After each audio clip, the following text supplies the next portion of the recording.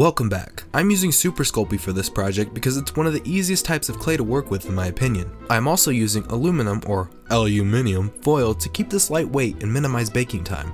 I've gone ahead and listed all the materials you'll need in the description if you're following along. You'll want to start by balling up the foil into an oval type shape to form the base of the head. You can use masking tape to help form the foil as well if you wanted, but this time I chose not to. I purchased these plastic eyeballs a while ago at a Dollar General, so I decided to use them, but for future projects, I think I'll just make them out of clay. I'll explain what I mean by that in a bit. All I'm doing here is using the eyes as an anchor for how much foil I'll need. I then add more as needed to bulk out the shape. I'm using this clay tool to push in an area for the eye sockets, but you can also use your thumbs. You'll eventually end up with this alien potato-like shape. Next, grab something sharp and break off a chunk of the clay. It's a little firm at first, so I'm just kneading it in my hands to soften it.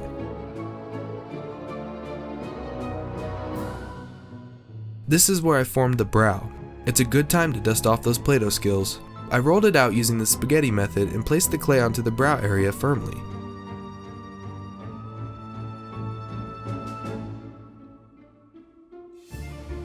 Smoothing out the edges helps it stick better as well.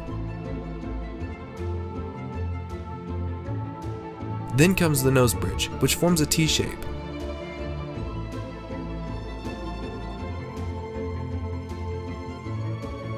I folded over some rolled out clay to make the nose. Not worrying about being too precise, just getting the shape down. Next, we put on the cheekbone part.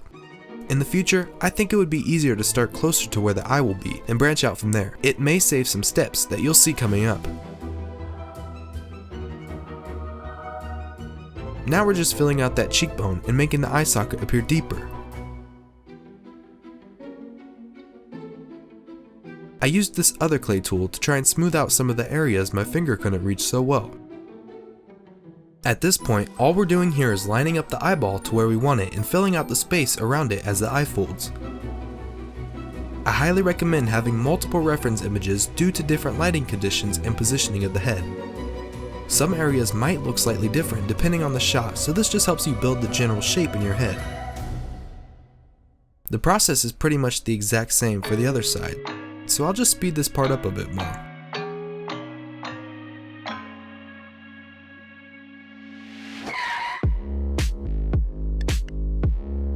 You'll now want to line the eyes up to determine how much the nose bridge will need to stick out. I should note that when you are creating your foil alien potato, you'll want to keep in mind that the more clay you add will not only make the head heavier, but also increase baking time. Since this was my first time making this head, I didn't take into account how much I would need to add for the nose bridge. In the end, it is up to your preference though, and doesn't make much of a difference.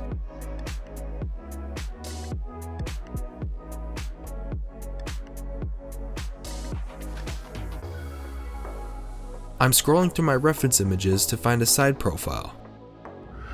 Oh, a little Dune cameo. I set the eyeball back in and turn the head to sort of eyeball the brow to nose ratio. Bob's left eyebrow sort of slants down at an angle, so make sure to take that into account. Sweet, we now have the foundation for our brow, nose, and cheekbones. Now that he's looking like all that in a bag of chips, he may try to escape, so make sure to snatch him up because we're not done yet. I balled up a little piece of clay and flattened it out with my thumb, rotating it like a mini pizza dough. Place it on the brow, smooth it out, and now we have the start to our forehead. After looking at the reference for the side profile, I knew I needed to add more clay to the brow line for a more pronounced look.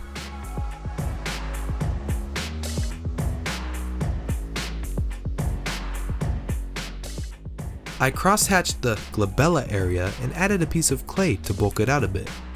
Cross-hatching simply gives the clay some more surface to grab onto. I don't however think this is a necessary step, and I'm not quite sure why I did that.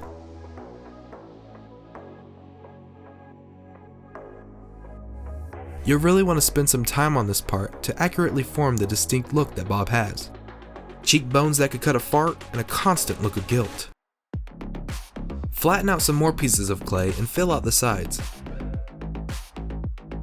Left side's looking good, so we'll work on the right side. Go ahead and add Bob's right side forehead and smooth it out. I've seen others use a pasta roller to make flat and even layers of clay, but I don't have that, so I'm just using my good old digits. I'm focusing on the nose here and adding more layers as needed. Also making sure to check with the side profile in proportion to the eyes and the brow.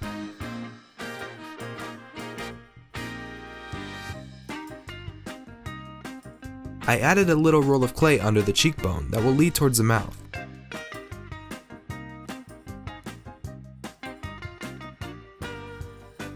You'll want to put the eyes in the socket every now and then to check on your progress. I filled in some more empty space here. Bob's right side cheekbone needed a little bit more depth.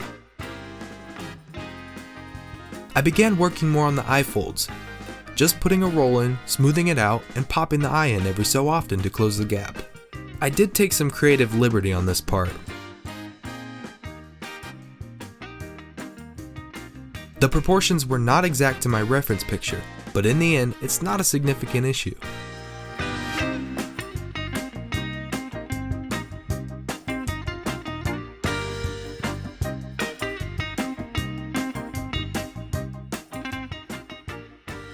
I took my favorite and most important tool and pressed in the nose slits. The other end was used to smooth out the inside to create a rounded end. I got a little carried away here and started working on some of the fine details. I stopped myself though to work on the mouth. Roll up a thick noodle of clay and smooth it onto the face. I put on the lower lip first.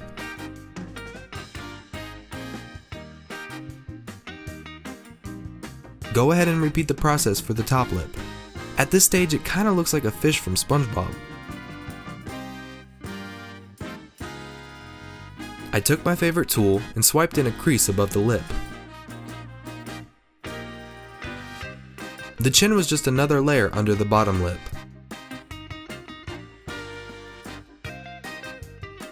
I felt like the area under his nose was too sunken in, so more clay was put on. Another roll of clay was added under his cheekbone that would lead into his smile. I put more layers on the side and then got distracted again and started detailing the nose and brow area. Then quickly went back to putting layers on the side. I used my tool to swipe in some detail lines. The lines I am adding are just what I'm seeing in the reference picture. This part is pretty straightforward.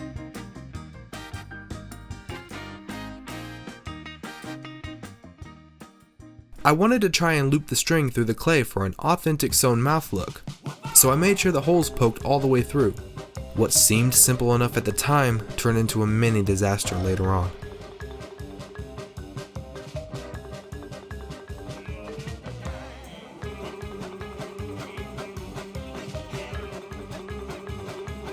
One of my favorite and easiest parts is putting the Thanos lines in the chin.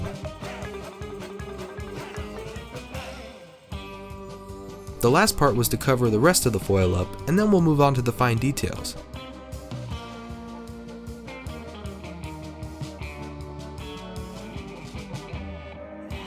And here he is so far. He should look like a creepy bald old man fish potato.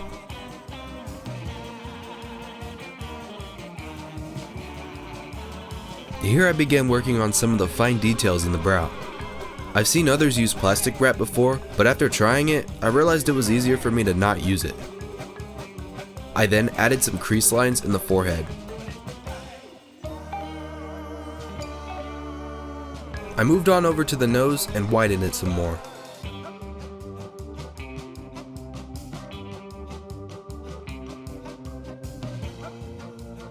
It's currently winter at the time of making this, so if I'm going to be having chapped lips, so will he. I pushed in some creases on his cheek that led to his sort of side smirk. I started adding those Thanos lines earlier, but this is where you can go all out.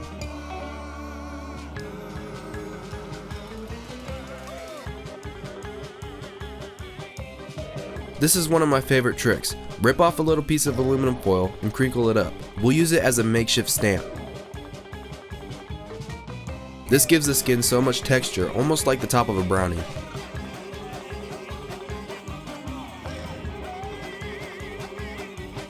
You can go crazy here and do the whole head at this point. My camera kind of went wild here with the autofocus.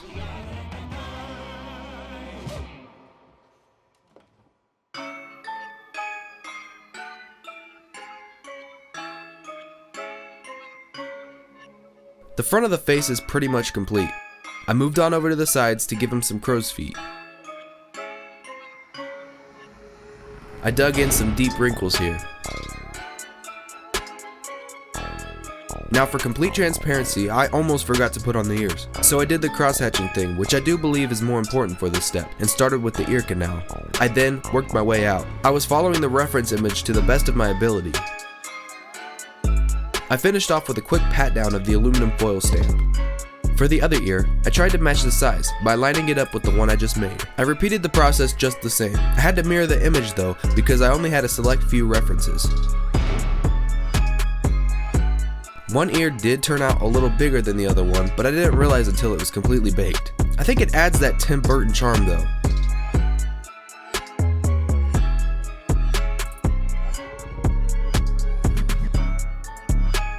We have now completed the sculpting process and he is ready to bake. Just make sure to pop the eyes out if you're using the plastic ones like me. That could turn into a nightmare if you aren't careful. Yes, I need to clean my oven, but don't worry about it. We'll set it to 275 freedom units and place them on a baking sheet with aluminum foil. This is where I popped out the eyeballs. I put them in and set the time for 30 minutes. I should note that I added 15 more minutes equaling 45 minutes total. Meanwhile, I poked toothpicks through the plastic eyeballs and stuck them on a cardboard box. I gave them many coats of this white spray paint periodically. I think in total it was about 6 times. Don't judge my technique. Bob was ready, and this is him after baking. Remember what I said earlier about wanting to make the eyes out of clay next time? This is why. I didn't think the clay would shrink for some reason. Thankfully, there's a remedy for that. No problem.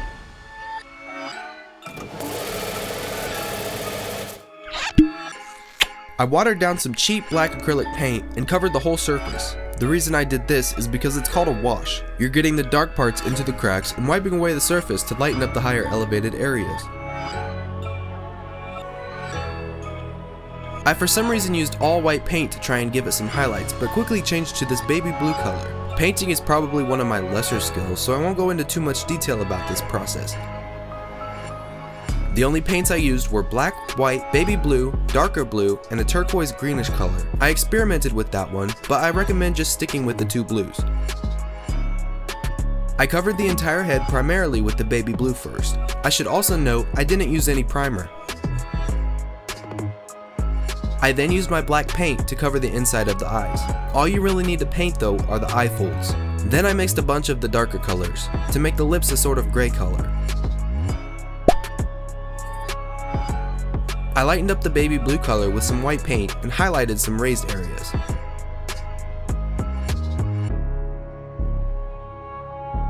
Time to give him some life. I grabbed the straightest thing I could find and used a pencil to try and mark where his pupils will go.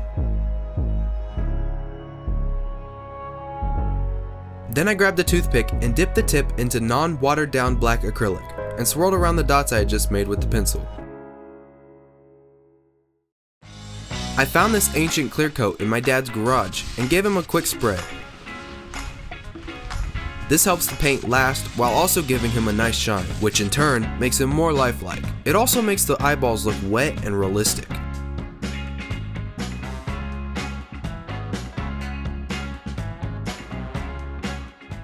We'll move on over to the mouth sewing. I bought some black yarn and a knitting needle, and figured I could just simply loop it through the mouth, no problem.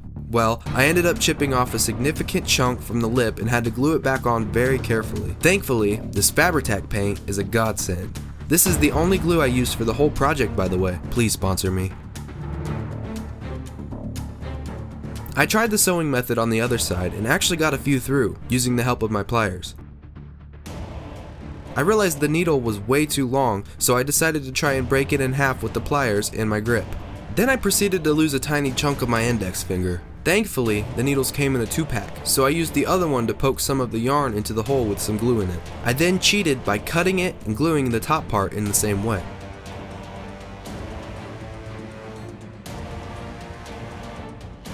I looped the areas that were able to be looped, and I glued the parts that the needle couldn't fit through.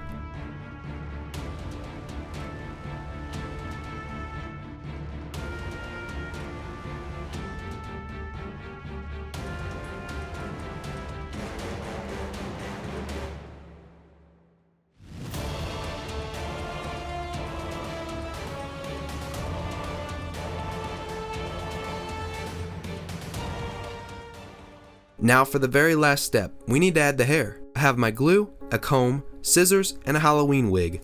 I combed out a strand from my Halloween wig and cut it into a strip. I then took my glue, put some on the head, and pressed it on where I wanted it. To be safe, I put more glue on the top and rubbed it in with my finger. It's very sticky, so you may want to use gloves.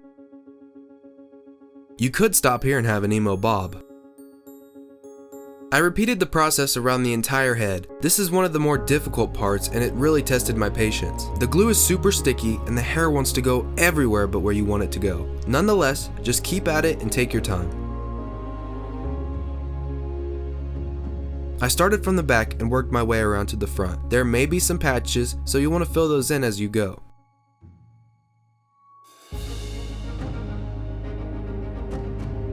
I forgot I needed to tie the hair up, so I just used a tattoo machine rubber band. I took my gloves off at this point because I want a nice tight grip around the hair. I trimmed off the excess hair from the top and tried my best to texture it.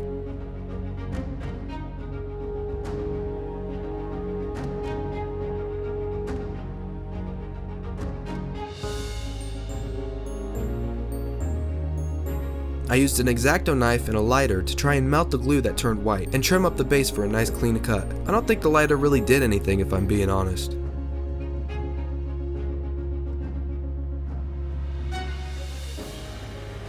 I pulled some of the glue too far back on accident and it took some of the paint, so I had to touch it up a bit. Now Bob is finally complete. I really enjoyed this project and it took a lot of time and effort. I would really appreciate a like and let me know what you think in the comments. Are you planning on making your own, or do you have any tips or suggestions? I also made this Harry the Hunter Shrunken head from the OG Beetlejuice. Very nice work. I have some new methods I'd like to try, and I think I could do a lot better this time. Let me know in the comments if I should make a tutorial. Anyways, thanks for watching, and there's much more to come.